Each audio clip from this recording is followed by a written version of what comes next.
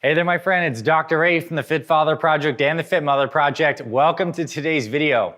In today's video, we're going to cover 6 exercises that I recommend you do more of in 2023. No matter what your workout split is, no matter how frequently you train, these are exercises that I believe you can add into your routine easily that will benefit your health, how good your body moves and feels, your performance, whether you want to lose weight, build muscle, or just stay healthy long term. So we're gonna get into these exercises that we're actually gonna do a little bit of a quick demo as I talk through them. And I'm also gonna give you some ideas on some strength standards, like how much weight to do, how many reps for certain of these, as well as a couple cool stretches you can incorporate with these exercises to help you feel great. Let's dive into today's video. FitFatherProject.com. All right, so the first exercise I recommend you do more of in 2023 is the strict push-up. And push-ups are such an underrated exercise. We all discard them because they seem so basic, yet they're one of the most effective exercises for both working your upper body, all your pressing motions, your chest, your shoulders, your triceps. But the cool thing is it's actually almost in a plank position, so it integrates your core. And so when I say a strict push-up, I mean that you're in good push-up position and you're really tightening your core and your glutes. You're getting more of a full body activation. You lower yourself down slowly, you pause, and you press explosively on the way up.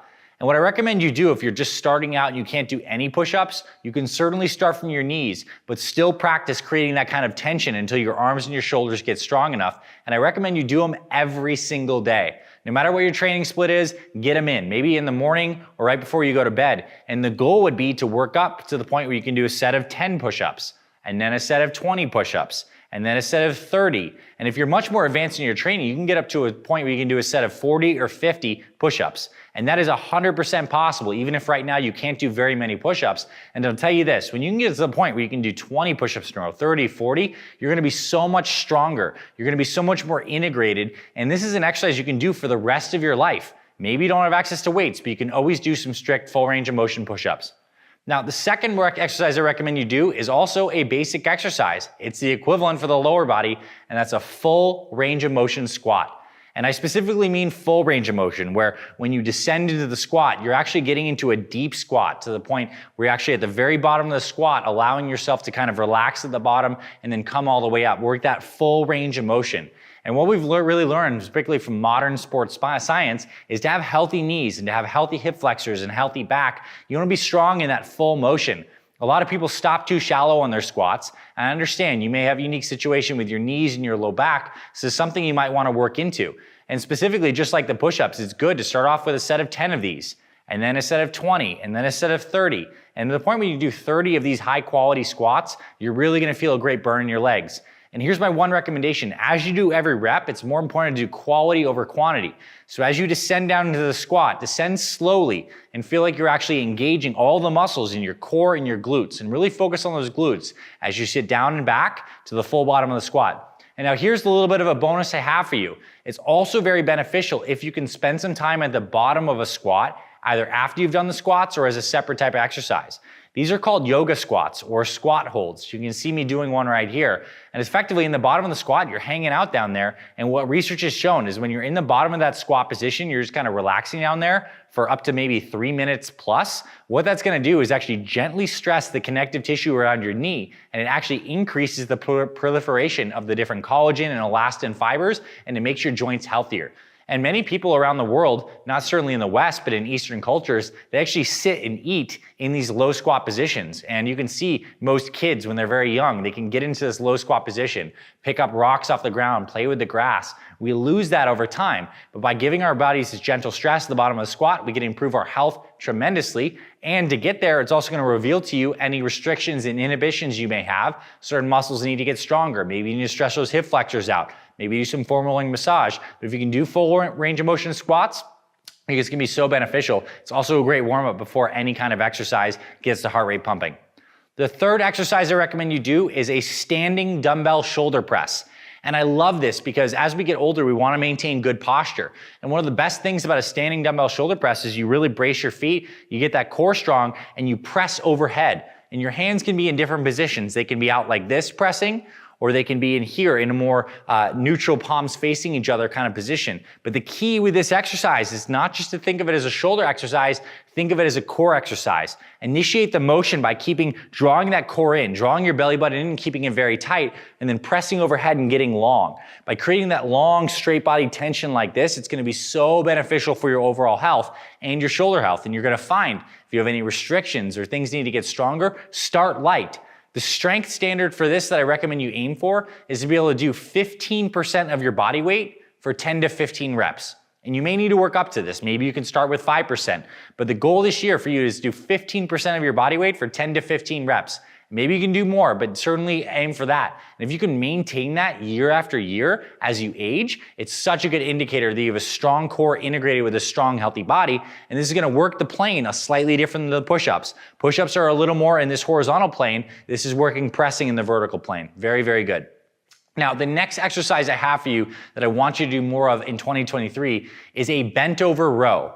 Ideally with dumbbells, but you can also do them with barbells. And one of the reasons this is such a good exercise is when we bend over and hinge at the hip, we're engaging the hamstrings and the glutes, which we call the posterior chain. And you're engaging that with the back. So as you're pulling the weights into your chest and you're lowering down slowly, you're integrating this whole posterior chain. And because you're using dumbbells primarily, it's so good because your arms can move in a free motion to make sure it feels good and healthy on your shoulders. And the strength standard for the bent over dumbbell row that I recommend for you is 25% of your body weight for 10 to 15 reps.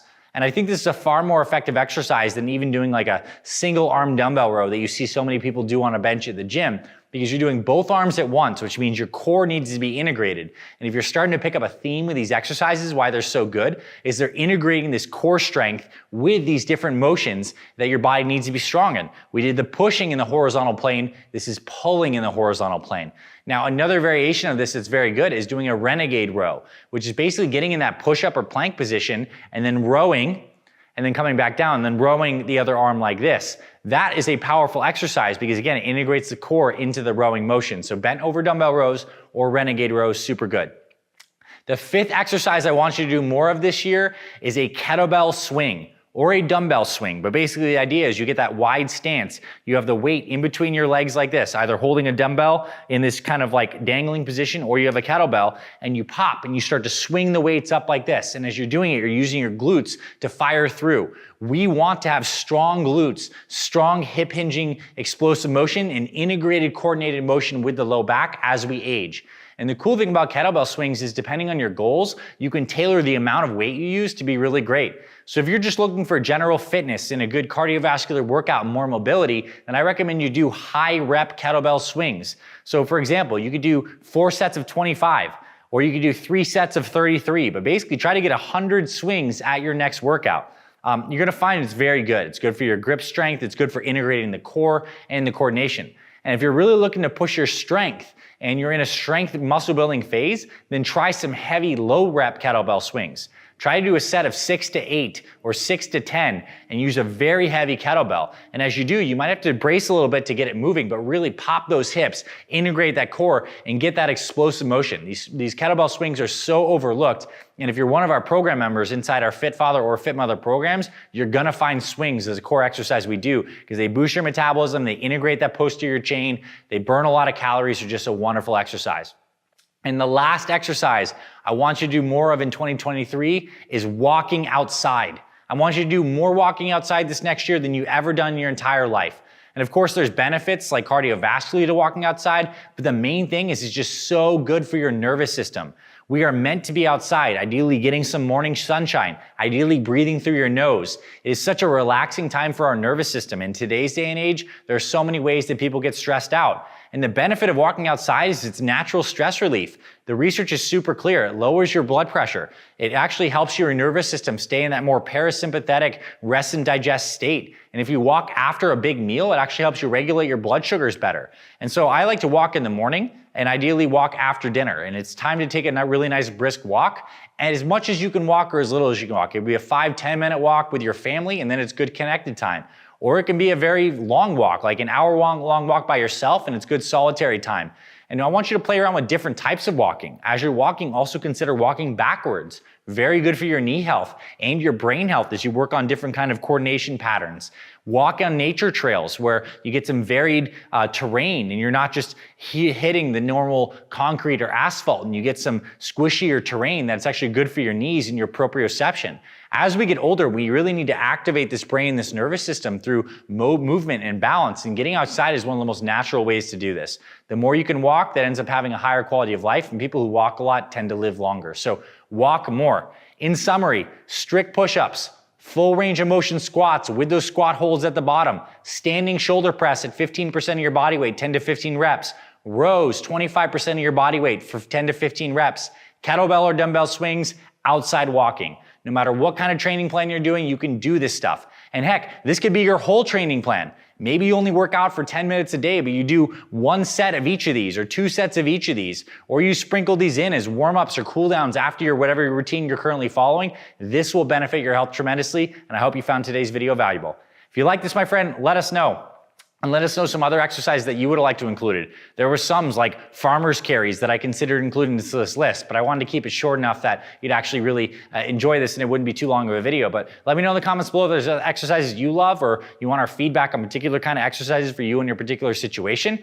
And if you want help with your health and fitness, we have full-blown programs that lay everything out, set by set, rep by rep for both weight loss and muscle building. And we have programs for busy moms and busy dads in their 40s, 50s, 60s, and beyond. So check the links in the description. We have that as well. And we also have free workouts we'll send straight to your email. Thank you, my friend. This is Dr. Anthony Balduzzi. I hope you and wish you amazing results in this upcoming year. Do these exercises and report back, and we hope to hear from you soon.